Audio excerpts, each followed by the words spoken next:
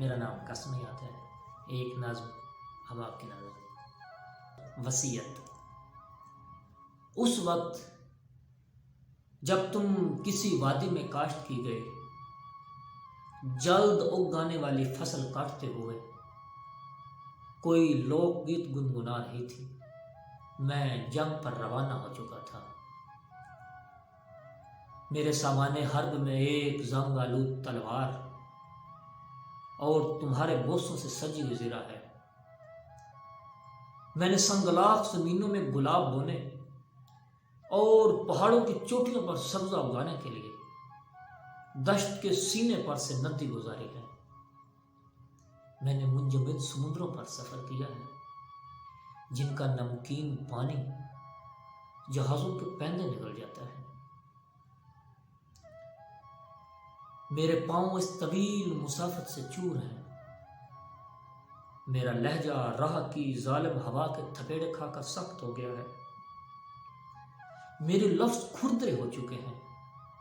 ایسے لفظ جنگ کے میدان کے لیے ہوتے ہیں، تمہاری آنکھوں پر نظم کہنے اور تم سے محبت کے اظہار کے لیے نہیں۔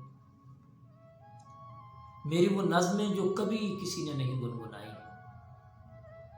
میرے وہ خطوط جو کبھی کہیں نہیں بھیجے گئے، میرے ساتھ اس قبر میں دفن کیے جائیں جس پر کبھی کوئی کتبہ نہیں لگے گا۔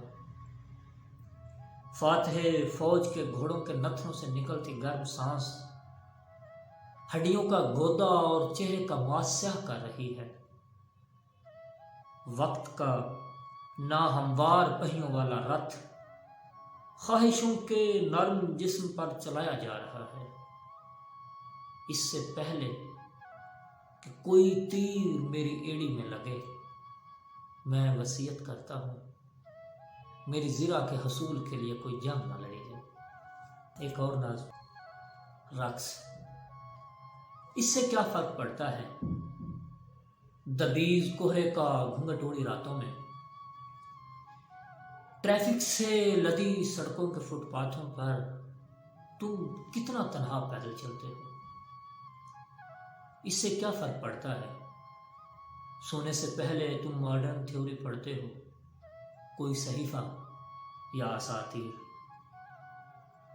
صبح اٹھ کر تم میوزک سنتے ہو یا ان مرنے والوں کی یاد میں خاموش رہتے ہو جن کے وارثوں اور قاتلوں کا کسی کو علم نہیں۔ اس سے کیا فرق پڑتا ہے تم اپنی ماں کو کتنے پیارے ہو اور اس نے کتنی مدت سے تمہیں نہیں دیکھا۔ اس سے کیا فرق پڑتا ہے تمہاری محبوبہ کتنی شدت سے انتظار کرتی ہے تمہیں باہوں میں لینے کا اور اس بوسے کا جو سرد پیشانی میں حرارت بھر دیتا ہے۔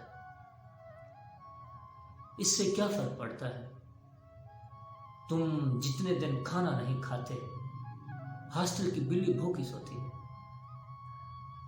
اس سے کیا فرق پڑتا ہے تم بستر پہ مرو راستے میں یا جنگ کے میدان میں، تلوار نے تمہارا سینہ چھید دیا یا پیٹھ تم نے خدا کے نام پر جان دی ہے، شہزادی کے عشق میں یا مٹی کی محبت میں۔